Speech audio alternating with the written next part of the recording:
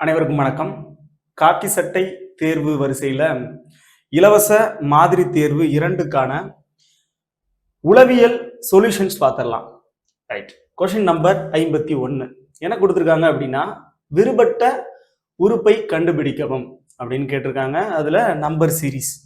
So இந்த மாதிரி number series இருந்துச்சுன்னா நான் வந்து ஃபர்ஸ்ட் டெஸ்ட்லயே சொன்னது மாதிரி என்ன பண்ணணும் அப்படின்னா, ஃபர்ஸ்ட் டிஃபரன்ஸ் பார்க்கணும். இல்லை அப்படின்னா ஏதாவது ஸ்கொயர் நம்பர் இருக்கா, கியூப் நம்பர்ஸ் இருக்கா, அந்த மாதிரி செக் பண்ணுவோம். ரைட். ஃபர்ஸ்ட் எடுத்தோம்னா டிஃபரன்ஸை செக் பண்ணி பார்த்துடலாம். இப்போ 11ல இருந்து 13 மாறி இருக்கு. அப்போ 11ல இருந்து 13 அப்படின்னா 2 ஆட் பண்ணியிருக்கலாம். ஓகேவா? அதே மாதிரி 13ல இருந்து 17. ஸோ எவ்வளவு டிஃபரன்ஸு? 4. ஸோ 4 ஆட் பண்ணியிருக்காங்க. அதே மாதிரி 17ல இருந்து 19. ஸோ 2 ஆட் பண்ணியிருக்காங்க. அதுக்கடுத்து 19ல இருந்து 23 4 ஆட் பண்ணியிருக்காங்க. 23ல இருந்து 2 ஆட் பண்ணியிருக்காங்க. அப்ப அடுத்த டேர்ம் என்னது ஆட் பண்ணிருப்பாங்க? நமக்கு 4 ஆட் பண்ணிருப்பாங்க. ஸோ அப்போ 4 ஆட் பண்ணோம் அப்படின்னா 25 கூட 4 ஆட் பண்ணோம் அப்படின்னா 29.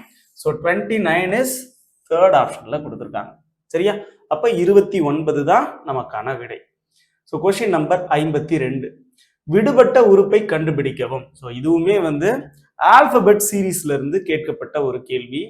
ஸோ இதுல என்ன கொடுத்துருக்கான்றத பார்த்துடலாம். இப்போ இந்த லெட்டரை வச்சே நம்ம பார்க்கலாம், இல்லைன்னா லெட்டரோட நம்பரை வச்சும் பார்க்கலாம். ஸோ லெட்டருக்கு ஒவ்வொரு ஆல்பபெட்டுக்கும் ஒவ்வொரு நம்பர் நம்ம கொடுத்துருப்போம். எப்படி? ஏக்கு 1, பிக்கு 2, சிக்கு 3. அதே மாதிரி ஒவ்வொரு வரிசைக்கும் அந்த மாதிரி நம்பர் கொடுத்துருப்போம். அப்படி பார்த்தோம் அப்படின்னா ஆறுங்கிறது 18, யூங்கிறது 21, எக்ஸுங்கிறது 24, ஏங்கிறது 1, டிங்கிறது 4. ஸோ இதுல இருந்து பார்த்தோம் அப்படின்னா 6ல இருந்து யூ வந்திருக்கா. அப்போ எத்தனை லெட்டரை நமக்கு இன்க்ரீஸ் பண்ணியிருக்காங்க அப்படின்னு பார்த்தோம் அப்படின்னா 18ல இருந்து 21 ஆயிருக்கு. அப்போ 3 லெட்டரை இன்க்ரீஸ் பண்ணியிருக்காங்க. 21ல இருந்து 24 3 லெட்டரை இன்க்ரீஸ் பண்ணியிருக்காங்க. 24ல இருந்து 1 வந்திருக்கு. 1னா என்னது? 27. சரியா? அப்போ அதுல இருந்தும் நமக்கு 3 தான் இன்க்ரீஸ் பண்ணியிருக்காங்க. 1ல இருந்து 4 +3 இன்க்ரீஸ் பண்ணியிருக்காங்க. அப்ப அடுத்ததும் +3 தான் இன்க்ரீஸ் பண்ணியிருப்பாங்க. அப்ப 4ல இருந்து +3 நமக்கு 7. 7th லெட்டர் என்ன? ஜி. அப்ப ஜி தான் நமக்கான ஆன்சர். எங்க கொடுத்துருக்காங்க? செகண்ட் ஆப்ஷன்ல கொடுத்துருக்காங்க. ஓகேவா? ரைட். அடுத்த கொஸ்டின் பார்க்கலாம். கீழே உள்ள தொடரில் அடுத்து வரும் எண் எது? ஸோ இதுவுமே வந்து நம்பர் சீரீஸ்ல இருந்து ஒரு கொஸ்டின் தான். ஸோ இதை பார்த்தோம் அப்படின்னா டிஃபரன்ஸ் பார்க்கலாம், இல்ல மல்டிப்ளை பண்ணிருக்கலாம், அல்லது வேற எதுவும் பண்ண போறது கிடையாது. ஒன்னு டிஃபரன்ஸ், இல்லைன்னா வந்து மல்டிப்ளிகேஷன். ஸோ நான் டிஃபரன்ஸ்ல பார்த்தேன் அப்படின்னா இதுல இருந்து 2 இன்க்ரீஸ் பண்ணிருக்கலாம், இதுல இருந்து 4 இன்க்ரீஸ் பண்ணிருக்கலாம், இதுல இருந்து நமக்கு 8 இன்க்ரீஸ் பண்ணிருக்கலாம், இங்க இருந்து பார்த்தோம் அப்படின்னா 16 இன்க்ரீஸ் பண்ணிருக்காங்க. ஸோ அப்போ இதுல இருந்து 32 இன்க்ரீஸ் பண்ணிருக்காங்க. அப்ப அடுத்தது எவ்வளவு இன்க்ரீஸ் பண்ணிருப்பாங்க? நமக்கு 64 இன்க்ரீஸ் பண்ணிருப்பாங்க. அதாவது 2, 4, 8, 16, 32, 64 ஒவ்வொரு நம்பரும் அப்படியே டபுள் ஆயிருக்கு. அப்போ 32 டபுள் ஆச்சுன்னா 64. அப்ப இது கூட அப்படியே ஆட் பண்ணிட வேண்டியதான். அப்ப 63 + 64 பார்த்தோம் அப்படின்னா 127. ஸோ 127ங்கிறது நமக்கு செகண்ட் ஆப்ஷன்ல கொடுத்துருக்காங்க. ஸோ இந்த மாதிரி டிஃபரன்ஸை வச்சும் கண்டுபிடிக்கலாம். வேற என்ன மெத்தட்ல இந்த கொஸ்டினை சால்வ் பண்ணலாம் அப்படின்னா, ஸோ வேற மெத்தட்ல ஒவ்வொருத்தவங்க ஒவ்வொரு மாதிரி சால்வ் பண்ணுவாங்க. ஸோ இந்த மாதிரியும் சால்வ் பண்ணலாம். அப்படி பார்த்தோம் அப்படின்னா 1 2ஆல மல்டிப்ளை பண்ணி +1 பண்ணோம்னா 3. அதே மாதிரி 3ய 2ஆல மல்டிப்ளை பண்ணி +1 பண்ணோம்னா 7. 7 2ஆல மல்டிப்ளை பண்ணி +1 பண்ணோம்னா 15. 15 2ஆல மல்டிப்ளை பண்ணி +1 பண்ணோம்னா 31. 31 2ஆல மல்டிப்ளை பண்ணி +1 பண்ணோம்னா 63. ஸோ 63ய 2ஆல மல்டிப்ளை பண்ணி +1 பண்ணோம் அப்படின்னா 127. ஸோ அப்போ 127ங்கிறது தான் நமக்கான ஆன்சர். ஓகேவா? 53க்கு second option. So question number 54 சரியான மாற்றத்தை தேர்ந்தெடுக்கவும் அப்படின்னு கொடுத்துருக்காங்க. இதுல வந்து பயம், அச்சுறுத்தல், கோபம் அப்படின்றது கேட்டிருக்காங்க. ஸோ அப்போ இது வந்து ஒத்தத்தன்மை, அனலாகி அப்படின்ற டாபிக்ல இருந்து கேட்கப்பட்ட ஒரு கேள்வி. பயம்ங்கிறது வந்து அச்சுறுத்தலோட தொடர்புடையதாக இருக்கு. அப்ப கோபம் வந்து எதனுடன் தொடர்புடையது அப்படின்றதுதான் நமக்கான கேள்வி. இப்ப பாருங்களேன், ஒருத்தவங்க அச்சுறுத்தணும் அப்படின்னா அவங்க பயப்படுவாங்க. அதே மாதிரி ஒருத்தவங்க எரிச்சல் ஊட்டணும் அப்படின்னா அவங்களுக்கு என்ன வரும்? கோபம் வரும். அப்ப எரிச்சல் ஊட்டுதல் அப்படின்றதுதான் சரியான விடையாக இருக்கும். ஸோ மற்றதெல்லாம் பாருங்களேன், கட்டாயம், பீதி, கட்டாயப்படுத்துதல் அப்படின்னு கொடுத்துருக்காங்க. ஸோ அதெல்லாம் இதுக்கு ஆன்சரா வராது. அப்போ எரிச்சல் ஊட்டுதல் அப்படின்றதுதான் கோபத்தை உண்டாக்கும். அதே மாதிரி அச்சுறுத்தினால் பயம் உண்டாகும். ரைட். அப்போ கொஸ்டின் நம்பர் 55, வேறுபட்ட வார்த்தையை கண்டுபிடிக்கவும் அப்படின்னு கேட்டிருக்காங்க. இதுல 4 ஆப்ஷன் இருக்கும். அதுல ஒரு ஆப்ஷன் மட்டும் டிஃப்ரெண்டா இருக்கும். மீதி 3 ஆப்ஷனும் ஒரே மாதிரியான தொடர்பை கொண்டிருக்கும். அப்படி பார்த்தோம் அப்படின்னா மின்சாரம், தொலைபேசி, தபால், தந்தி அப்படின்னு கொடுத்திருக்காங்க. இந்த தொலைபேசி, தபால், தந்தி இது எல்லாமே தகவல் தொடர்பை சார்ந்தது. சரியா? நம்ம ஒரு இடத்துல இருந்து இன்னொரு இடத்துக்கு தகவலை பரிமாறுறதுக்காக நம்ம பயன்படுத்தக்கூடிய தகவல் தொடர்பு தான் இந்த தொலைபேசி, தபால், தந்தி அனைத்துமே. ஸோ ஆனா மின்சாரம் அப்படின்றது அப்படி கிடையாது. எலக்ட்ரிசிட்டி அப்படின்றது நமக்கு ஒரு இயந்திரத்தை இயக்கக்கூடியது, லைட்டை எரிய வைக்கிறது. ஸோ இது ஒரு மின்சாரம் அப்படின்றது நமக்கு டிஃப்ரெண்டாக இருக்கு. ஸோ அப்போ ஃபர்ஸ்ட் ஆப்ஷன் தான் நமக்கான ஆன்சர், மின்சாரம். ரைட். Question number 56. ஸோ இதுல பார்த்தோம் அப்படின்னா இது வந்து விடுபட்ட எண்களை கண்டறிதல் அப்படின்ற டாபிக்ல இருந்து கேட்கப்பட்ட ஒரு கேள்வி. ஸோ இது மாதிரி இருக்கக்கூடிய கேள்வி கண்டிப்பா நமக்கு வரும், தேர்வுல நமக்கு வரும். இப்ப பாருங்களேன், 6ன்னு கொடுத்துருக்காங்க, இங்க 8ன்னு கொடுத்துருக்காங்க. இங்க என்ன நம்பர் வரும்னு கேட்டிருக்காங்க. கொஸ்டின் மார்க் இருக்கிற இடத்துலதான் நம்ம என்ன ஆன்சர் வரும்ன்றத கண்டுபிடிக்கணும். ஸோ நம்பர் சீரீஸும் இதுவும் ஒரே மாதிரியான டைப் தான். இந்த 6 வச்சு இந்த ட்ரீல 12 இருக்கு, 18 இருக்கு, 30 இருக்கு. சரியா? 12, 18, 30 இருக்கு. இது எல்லாமே 6ஆல வகுபடக்கூடிய எண்கள். ஸோ அப்போ 6 × 2 12, 6 × 3 18, 6 × 5 நமக்கு 30. அதே மாதிரி பாருங்க, 8ஓட 16 வரணும் அப்படின்னா 8ங்கிறது 16 ஆகணும்னா 2ஆல மல்டிப்ளை பண்ணலாம். அதே மாதிரி 8 × 4 32, 8 × 5 40. ஸோ எல்லா நம்பருமே 8ஆல வகுபடக்கூடிய எண்ணா இருக்கு. இங்க 6ஆல வகுபடக்கூடிய எண்ணா இருக்கு. அப்போ இந்த இடத்துல பார்த்தோம் அப்படின்னா 36, 18, 27ன்னு ஒரு 3 எண்கள் கொடுத்துருக்காங்க. இதுல கம்பல்சரியா டிவைட் ஆகக்கூடிய எண் எதுன்னு பார்த்தோம் அப்படின்னா கொடுத்துருக்கிற ஆப்ஷன்ல 9 தான். ஸோ 9 தான் இந்த 3 எண்களையுமே வகுக்கும். ஓகேவா? மற்ற எண்கள்லாம் பாருங்க, 6ங்கிறது நமக்கு 36, 18 வகுக்குமே தவிர 27 வகுக்காது. ஸோ அப்போ இந்த ஆப்ஷன் வராது. அதே மாதிரி செகண்ட் ஆப்ஷன் 12. 12ங்கிறது 36 மட்டும்தான் வகுக்குமே தவிர மற்ற எந்த எண்களையும் வகுக்காது. அதே மாதிரி 18 பார்த்தோம் அப்படின்னா 18ங்கிறது 18, 36 இந்த எண்களை மட்டும்தான் வகுக்கும், 27 வகுக்காது. அப்போ 9 என்பது சரியான விடை. Question number 57. ஒரு சங்கேத மொழியில் ஸ்டார்க் என்பது LBFMG எனவும் மொபைல் என்பது TNRSBJ எனவும் எழுதப்பட்டால் பிளேம் என்பதை எவ்வாறு எழுதலாம் அப்படின்னு கேட்டிருக்காங்க. ஃபர்ஸ்ட் ஸ்டார்க்கு என்ன கோட் பண்ணிருக்காங்க அப்படின்னா, இது கோடிங் டிகோடிங்ல இருந்து கேட்கப்பட்ட ஒரு டைரக்ட் கோடிங் கொஸ்டின், LBFMG. அதே மாதிரி மொபைலுங்கிறதுக்கு TNRSBJ அப்படின்னு கொடுத்துருக்காங்க. ஓகேவா? ரைட். அடுத்தது பிளேம் அப்படின்றதுக்கு என்ன கோடு வரும் அப்படின்னு கேட்டிருக்காங்க. இப்ப பாருங்க, எஸ்ஸுக்கான கோடு எல்லாம், டீக்கான கோடு பியா, ஏக்கான கோடு எஃப்ஆ, ஆருக்கான கோடு எம்மா, கேக்கான கோடு ஜியா. ஸோ இதுக்கு எப்படிதான் இது டைரக்ட் கோடிங்கா வரும்? ஃபர்ஸ்ட் எடுத்தோன்னா நம்ம எப்படி செக் பண்ணுவோம்? ஃபர்ஸ்ட் லெட்டருக்கு இந்த ஃபர்ஸ்ட் கோடை செக் பண்ணி பார்ப்போம். எஸ்ங்கிறது 19, எல்லுங்கிறது 12, அப்போ -7 பண்ணிருக்கலாம்.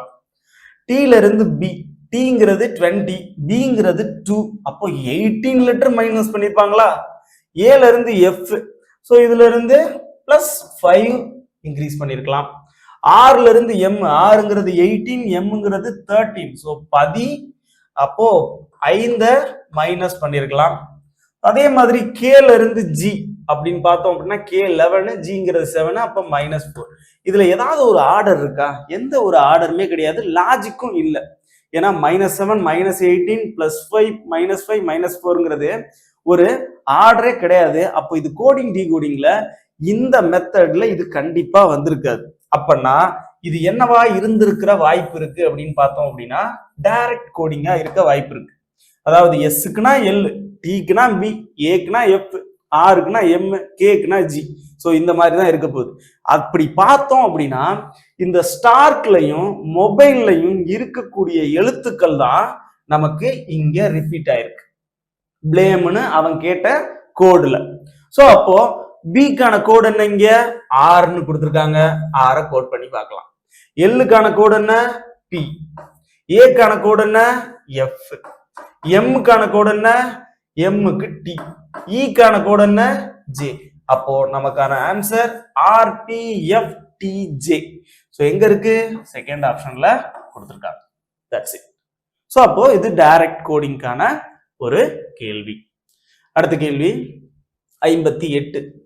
ஒரு சங்கேத மொழியில் bat equal to 23, cat equal to 24 எனில் பால் என்பதன் குறியீடு என்ன அப்படின்னு கேட்டிருக்காங்க.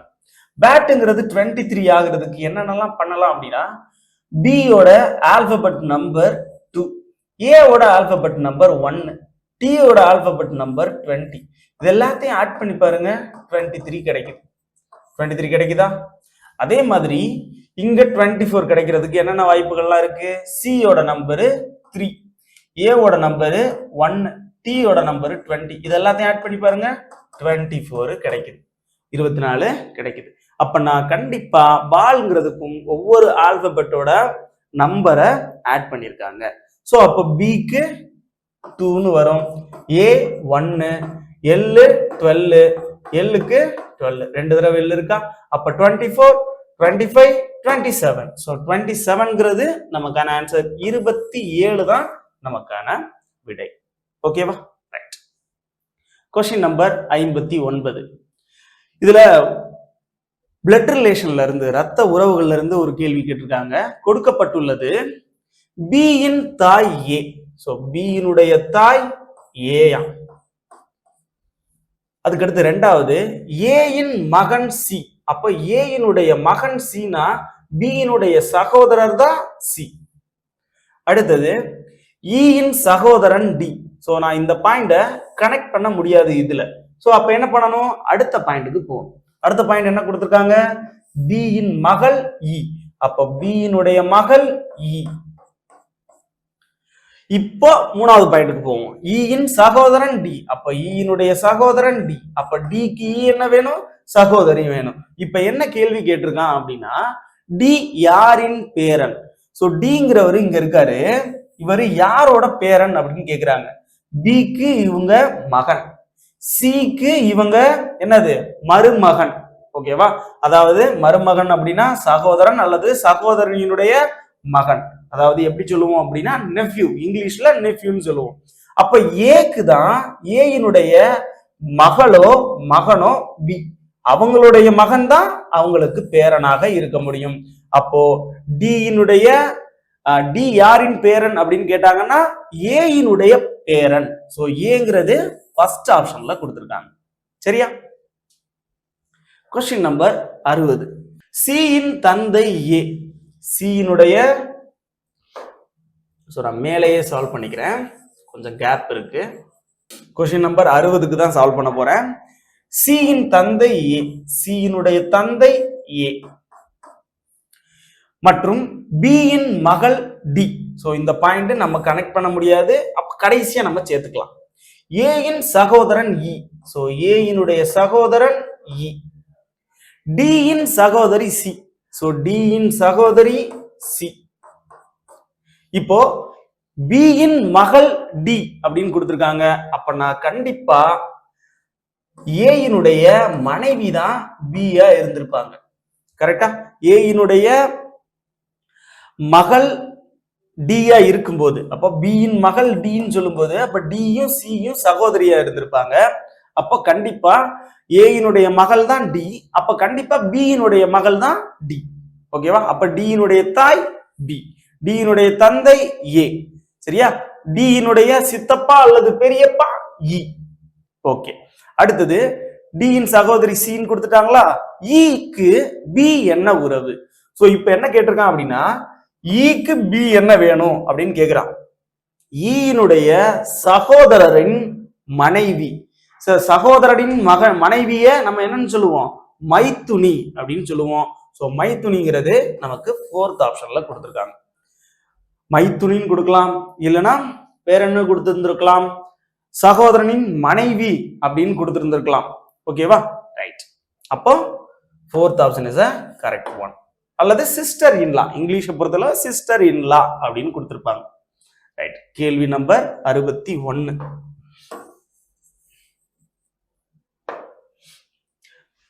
ரமாகாந்த் வடக்கு நோக்கி நடக்கிறார். சோ வடக்கு நோக்கி நடக்கிறார் அப்படின்னா நமக்கு தெரியும் டைரக்ஷனை பத்தி.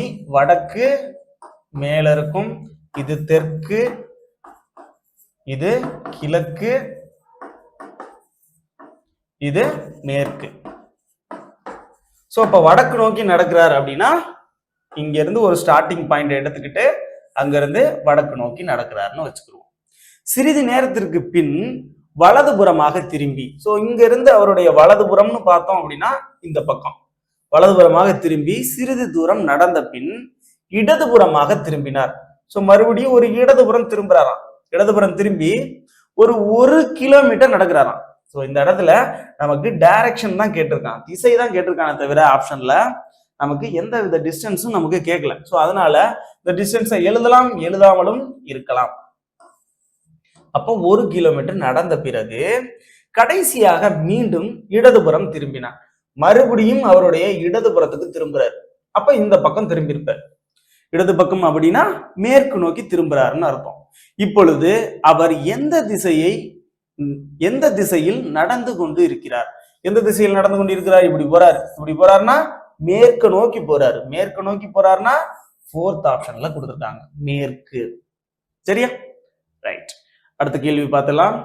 கேள்வியை சரியான படத்துடன் இணைக்கவும் அப்படின்னு கேட்டிருக்காங்க. சோ இதுல 4 ஆப்ஷன் இருக்கு. வெண்படங்கள் கொடுத்திருக்காங்க. இதுல 62, 63க்கான கேள்விகள் தான் இது.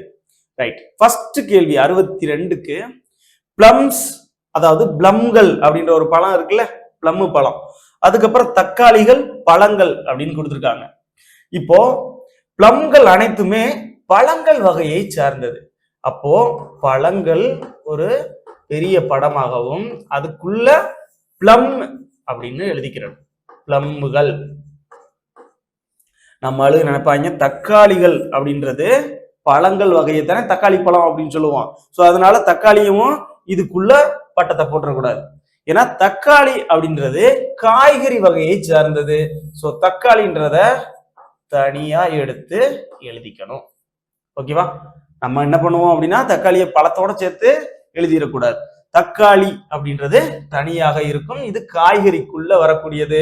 அப்போ இந்த 62வது கேள்விக்கு என்ன ஆன்சர் வரும்? 4th ஆப்ஷன் தான் சரியான விடை. சோ 4th ஆப்ஷன் டி இதுதான் சரியான விடையாக இருக்கும். ரைட். அடுத்த கேள்வி 63. உயிரியல், தாவரவியல், விலங்கியல் அப்படின்னு கொடுத்திருக்காங்க. உயிரியலின் 2 பிரிவுகள் தான் யாரு? இந்த தாவரவியலும் விலங்கியலும். அப்போ இந்த படம் எப்படி வரும் அப்படின்னா உயிரியல், சரியா? உயிரியலுக்குள்ள தாவரவியல் பாட்டனி, விலங்கியல் அப்படின்னு சொல்லிட்டு வரும். விலங்கியல், சுவாலஜி. சோ அப்ப பயாலஜிக்குள்ளதான் 2 பிரிவு. அது என்னன்னது? தாவரவியல் மற்றும் விலங்கியல். சோ இந்த படம் தான் சரியானதாக இருக்கும். Second option is a correct one. So second option நமக்கு இங்க கொடுத்திருக்காங்க. ரைட்டா? क्वेश्चन நம்பர் 63க்கு செகண்ட் ஆப்ஷன் டி தான் சரியான விடை. ரைட். அடுத்த கேள்வி வார்த்தைகளை அர்த்தமுள்ள ஒரு வாக்கியம் உருவாகுமாறு வரிசைப்படுத்தவும். ஸோ ஒரு 4 வார்த்தைகள் கொடுத்துருக்காங்க. இந்த 4 வார்த்தைகளையும் நம்ம ஒரு அர்த்தமுள்ள ஆர்டரா அரேஞ்ச் பண்ணணுமா? அப்படி எப்படி அரேஞ்ச் பண்ணலாம்? இதுல என்னென்ன கொடுத்துருக்காங்க அப்படின்னா, தேன், தேனி, பூ, மெழுகு அப்படின்னு கொடுத்துருக்காங்க. இந்த இடத்துல தேனி ஃபர்ஸ்ட் வருமா, பூ ஃபர்ஸ்ட் வருமா அப்படின்றது நிறைய பேருக்கு டவுட் இருக்கும். அப்போ அந்த டயத்துல என்ன பண்ணணும் அப்படின்னா, ஆப்ஷனை போய் பார்க்கணும். பார்த்தோம் தேனியில ஆரம்பிச்சிருக்கா அப்படின்னு பார்த்தோம் அப்படின்னா, தேனியில எந்த ஒரு ஆப்ஷனும் ஆரம்பிக்கல. அப்பன்னா கண்டிப்பா எதுலதான் ஆரம்பிச்சிருப்பாங்க அப்படின்னா, பூ. பூக்கு பூல தேன் இருக்கும். அந்த தேனை தேனி போய் எடுக்குது. 2, 3. அதுக்கப்புறம் பூ, அதுல பூவை தேடி தேனி போகுது. அதுக்குள்ள தேன் இருக்கு. அந்த தேனை எதுல வந்து சேமிக்குது? மெழுகுல சேமிக்குது. அப்போ 2, 3, 1, 4 அப்படின்றதுதான் சரியான விடை. தேர்ட் ஆப்ஷன்ல கொடுத்துருக்காங்க. ஓகேவா? 2, 3, 1, 4. ஓகேவா? ரைட். வேற எந்த ஆப்ஷனும் நமக்கு ஆப்ட் ஆகிற மாதிரி இல்லை. அடுத்த கேள்வி 65. ஆண்களின் வரிசையில் வலம் இருந்து 12வதாக மற்றும் இடமிருந்து 4வதாக உள்ளதாக அத்துல் உணர்ந்தான். சோ அத்துல் அப்படின்னு ஒருத்தர் இருக்காரு. அவரோட ரேங்க் என்ன சொல்றாங்க, தரவரிசை என்ன சொல்றாங்க அப்படின்னா, வலம் இருந்து 12ஆம். சோ வலம் இருந்து 12ஆம், இடம் இருந்து அவருடைய தரவரிசை 4வதா இருக்கான். அப்பன்னா அந்த வரிசையில எத்தனை பேர் இருந்திருப்பாங்க? 12 + 4 - 1. ஏன் இந்த -1 போடுறேன்? ஒரு பெஞ்சில் 5 பேர் உட்காந்துருக்காங்கன்னு வச்சுக்கோங்க. அதுல இடதுபுறத்துல இருந்து இங்க 3வதாக இருக்கக்கூடிய ஒரு நபர் இருக்கார். சரியா? இடதுபுறத்துல இருந்து அவர் 3வதாக தான் இருக்காரு. வலதுபுறத்துல இருந்து அவர் எத்தனாவது ரேங்கா தான் இருக்காரு? 3வது இடத்துல தான் இருக்காரு. அப்பன்னா வலதுபுறத்துல இருந்தும் 3, இடதுபுறத்துல இருந்தும் அவர் 3ஆ தான் இருக்காரு. அப்ப 2 பேர்த்தையும் கூட்டினா அப்போ எவ்வளவு பேர் கிடைக்கிறாங்க அப்படின்னா 6 பேர் கிடைக்கிறாங்க. அப்படி கிடைக்க கூடாதுல்ல. அப்போ ஒரு ரேங்க கழிச்சிடணும். அப்போ ஒரு ரேங்க கழிச்சோம் அப்படின்னா மொத்தம் எத்தனை பேர் கிடைப்பாங்க? 5 பேர்னு கிடைப்பாங்க. அதுதான் நமக்கான ஆன்சர். சோ அப்போ இந்த இடத்துல மொத்த நபரை கண்டுபிடிக்கிறதுக்கு நம்ம என்ன பண்ணணும்? 2 தரவரிசையும் கூட்டி -1 அந்த ஒரு ரேங்க கழிக்கணும். அப்படி கழிச்சோம் அப்படின்னா இதுல எத்தனை பேர் இருக்காங்க? அத்துலோட வரிசையில 15 பேர் இருக்காங்க. அதுக்கடுத்து கேள்வி கொடுத்திருக்கான். எனில் அந்த வரிசையில் 28 ஆண்கள் இருப்பதற்கு மேலும் எத்தனை ஆண்களை சேர்க்க வேண்டும்? சோ அப்போ இதுல 28 ஆண்கள் வேணுமா? அப்ப இன்னும் எத்தனை பேரை சேர்த்தா நமக்கு 28 பேர் வரும்? 15 கூட 13 சேர்த்தாதான் நமக்கு 28 ஆண்கள் கிடைப்பார்கள். சரியா? ரைட். அப்பன்னா 13 அப்படின்றதுதான் நமக்கான விடை. செகண்ட் ஆப்ஷன்ல கொடுத்திருக்காங்க. ஓகேவா? ரைட். Question number 66. கீழே கொடுக்கப்பட்டுள்ள வட்ட வரைபடம் ஒரு குறிப்பிட்ட வருடத்தில் ஒரு மாநிலம் பல்வேறு விளையாட்டுகளில் செலவு செய்ததை காண்பிக்கிறது. வரைபடத்தை கவனமாக படித்து அதன் பின் கேட்கப்பட்டுள்ள கேள்விகளுக்கு பதிலளிக்கவும். ஓகேவா? ரைட். இப்போ ஒரு பை சார்ட் கொடுத்துருக்காங்க. இதுதான் பை வரைபடம்.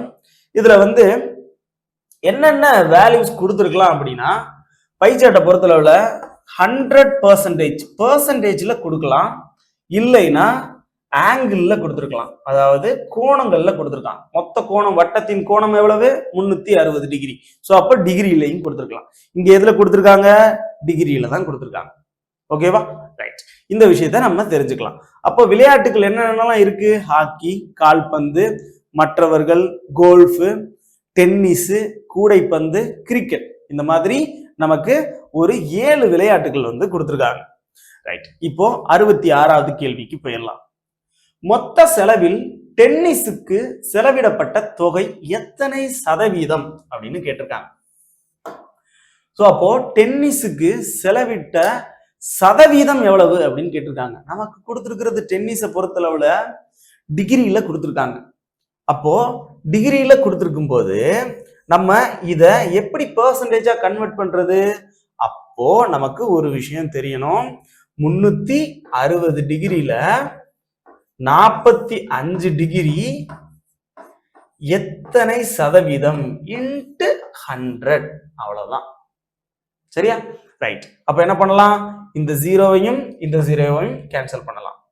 அதுக்கடுத்து 9 வச்சு அடிச்சோம் அப்படின்னா 4 9 36, 5 9 45.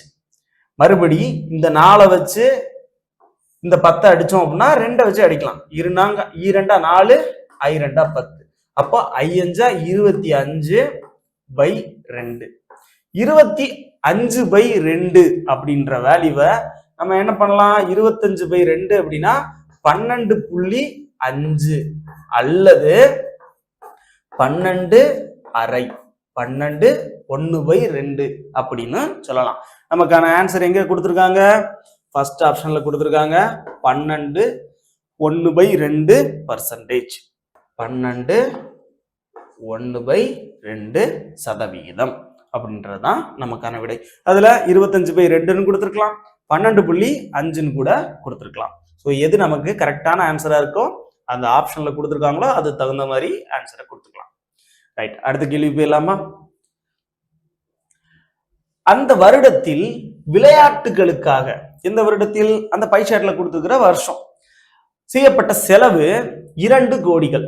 ஸோ அப்போ மொத்த விளையாட்டுக்கு 2 கோடி செலவு பண்ணியிருக்காங்க எனில் கிரிக்கெட் மற்றும் ஹாக்கிக்கு இணைந்து செய்யப்பட்ட செலவு என்ன அப்படின்னு கேட்டிருக்காங்க. ரைட்டா? இப்போ 360 டிகிரி தான் 2 கோடி. அப்படின்னா இந்த கிரிக்கெட்டும் ஹாக்கியும் சேர்த்தோம் அப்படின்னா எவ்வளவு? Cricket 81 degree, hockey 63 degree. இந்த 81ஐயும் 63ஐயும் ஆட் பண்ணோம் அப்படின்னா 144 டிகிரி. ஸோ அப்போ 360 எடுத்துக்கிட்டு மேல 144 டிகிரி இன்ட்டு எத்தனை கோடியா? இதுல 360 தான் 2 கோடி. 2 கோடினா எத்தனை ஜீரோ வரும்? நமக்கு 7 ஜீரோ வரும். சரியா? 20 லட்சம் அப்படின்றதுக்கு 6 ஜீரோ, 2 கோடி அப்படின்றதுக்கு நமக்கு 7 ஜீரோ வரும். ஓகேவா? ரைட். இப்போ என்ன பண்ணலாம்? இந்த ஜீரோக்கு இந்த ஜீரோவை கேன்சல் பண்ணிடலாம். ஒரு ஜீரோவை 36 வச்சு அடிச்சோம் அப்படின்னா 4 24, 4 12, 144. அப்போ 36 4 முறை பெருக்கணும் அப்படின்னா 144 கிடைக்கும். இப்போ இந்த இடத்துல 4 வச்சு அப்படியே மல்டிப்ளை பண்ண வேண்டியதுதான் இந்த 20 லட்சத்தை. அப்போ 4 × 20 லட்சம் எவ்வளவு? 80 லட்சம். 6 ஜீரோ வரணும். ஸோ 6 ஜீரோங்கிறது நமக்கு செகண்ட் ஆப்ஷன்ல கொடுத்துருக்காங்க. ஃபர்ஸ்ட் ஆப்ஷன்ல 5 ஜீரோ கொடுத்துருக்காங்க, 8 லட்சம்னு. ஸோ 8 லட்சத்தை ஆன்சரா போட்டுறக்கூடாது. ஸோ தெளிவா ஆன்சர் கண்டுபிடிக்கணும். இந்த ஜீரோ அடிக்கிறதுல கவனமாக இருக்கணும். ஸோ ஒரு ஜீரோல 1 மார்க் நமக்கு போயிடும். ஸோ அதனால தெளிவா பார்த்து ஆன்சரை குறிக்கணும். ஸோ 67வது கேள்விக்கு 2வது ஆப்ஷன் தான் சரியான விடை, 80 லட்சம். ரைட். கொஸ்டின் நம்பர் 68, 69, 70கள்ல ஒரு 3 கேள்வி கேட்டிருக்காங்க. இதுல கீழே கொடுக்கப்பட்டுள்ள பார் கிராஃப், ஸோ இது வந்து பார் வரைபடத்தை கவனமாக படித்து பின் கீழே கொடுக்கப்பட்டுள்ள கேள்விகளுக்கு பதிலளிக்கவும். கொடுக்கப்பட்டுள்ள வருடங்களில் ஒரு நிறுவனம் தயாரித்த உரங்களின் அளவு, ஸோ உரங்களின் அளவை 10 லட்சம் டன்களில் கொடுத்திருக்காங்க. ஓகேவா? நமக்கு அதெல்லாம் இருக்கட்டும், இருந்தாலும் நமக்கு கொடுத்துருக்கிற வேல்யூவை வச்சு இதை எல்லாத்தையும் என்ன பண்ணிக்கணும்? நமக்கு 10,000 டன்களில் அப்படின்னு கொடுத்துருக்காங்க. 10 லட்சம் சொல்லிட்டேன், 10,000 டன்களில் அப்படின்னு கொடுத்துருக்காங்க. இது எல்லாத்தையும் 10,000 தடவை மல்டிப்ளை பண்ணிக்கணும். ரைட். இப்போதைக்கு தேவையில்லை, கேள்வியில பார்த்து நம்ம ஆன்சர் பண்ணிக்கலாம். ரைட்.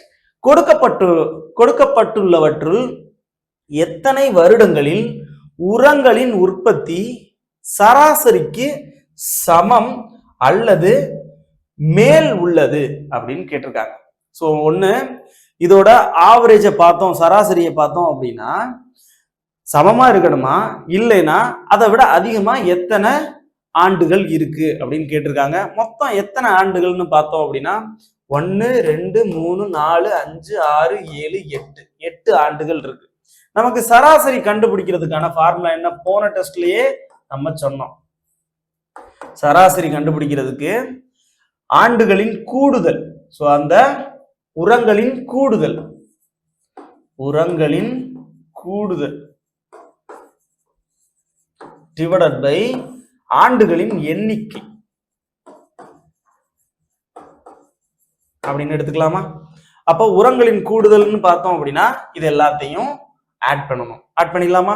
25 65 125 125 170 235 285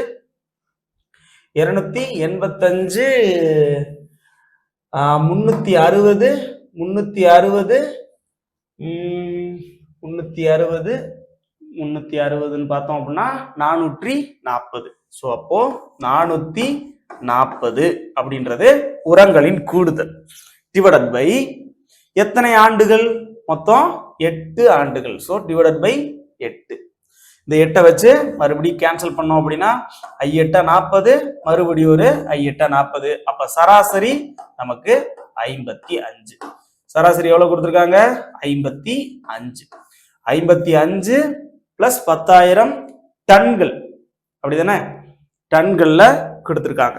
ஓகே, இப்போ எத்தனை ஆண்டுகள்ல 55க்கு சமமாகவும் அதை விட அதிகமாகவும் இருக்கு அப்படின்னு பார்த்தரலாம். 2005 55 விட கம்மியா இருக்கு. 2006 55 விட கம்மியா இருக்கு. 2007 55 விட அதிகமா இருக்கு. 2008 55 விட நமக்கு கம்மியா இருக்கு. 2009 அதிகமா இருக்கு. 2010 கம்மியா இருக்கு. 2011 அதிகமா இருக்கு. 2012 அதிகமா இருக்கு. அப்போ எத்தனை ஆண்டுகள் சமம் மற்றும் அதிகமாக உள்ளது? 4 ஆண்டுகள். சோ அப்போ 4 ஆண்டுகள்ங்கிறது நமக்கு முதல் ஆப்ஷன்லயே கொடுத்திருக்காங்க. சோ அப்போ 68க்கு first option is a correct one. Question number 69. 2006 மற்றும் 2007 ஆண்டுகளுக்கான சராசரி உற்பத்தி கீழே உள்ள எந்த வருடங்களின் சராசரி உற்பத்திக்கு சமமாக இருக்கும் அப்படின்னு கேட்டிருக்காங்க. இப்போ ஃபர்ஸ்ட் 2006க்கும் 2007க்குமான ஆண்டுகளுக்கான சராசரியை பார்த்திடலாம். 2006 என்ன? 40. 2007 எவ்வளவு? 60.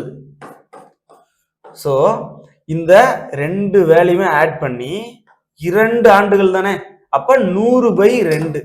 இப்ப 100/2னா சராசரி 50. சோ 50 தான் இவங்களுடைய சராசரி, அதாவது 2006க்கும் 2007க்குமான சராசரி. இப்ப என்ன கேக்குறா அப்படின்னா, கீழே கொடுத்திருக்கிற வருடங்களில் எந்த ஆப்ஷன் 2 நமக்கு சராசரி 50 கிடைக்குது அப்படின்றத கேட்டிருக்கான். அப்ப 2006 2007 மாதிரி வேற எந்த ஆண்டுகளை கூட்டும் போது நமக்கு 100 கிடைக்குது அப்படின்றத பார்க்கணும். ஃபர்ஸ்ட் ஆப்ஷனை பார்க்குறோம். 2005 2011. 2005ல 25 இருக்கு. 2011ல 75 இருக்கு. ரெண்டையும் ஆட் பண்ணுங்க. 25 பிளஸ் 75 ஆட் பண்ணோம் அப்படின்னா நமக்கு 100 கிடைக்குது. 100/2 நமக்கு சராசரி 50 கிடைக்குது. அப்போ சரியான விடை முதல் ஆப்ஷன். ரெண்டாவது ஆப்ஷனையும் ஒரு தடவை செக் பண்ணி பார்த்துடலாம். 2009 2010 65 50 ரெண்டையும் கூட்டணும் அப்படின்னா 115 கிடைக்குது. இது 2ஆல வகுப்பட்டா 50 கிடைக்காது. ஸோ அப்போ ரெண்டாவது ஆப்ஷன் வரப்போறது கிடையாது. தேர்ட் ஆப்ஷன் பார்க்குற 2008 2010. 2008 45 2010 50, அப்ப 95 கிடைக்குது. அதுவும் வரப்போறது கிடையாது. ஃபோர்த் ஆப்ஷன் பார்க்குறேன். 2005 2009. 2005 25 2009 65, அப்ப 90 தான் கிடைக்குது. அதுவும் சராசரி 45 தான் கிடைக்கும். அப்போ அதுவும் நமக்கான ஆன்சர் கிடையாது. அப்போ exactly the first option is a correct one. அடுத்த கேள்வி பார்த்தலாமா?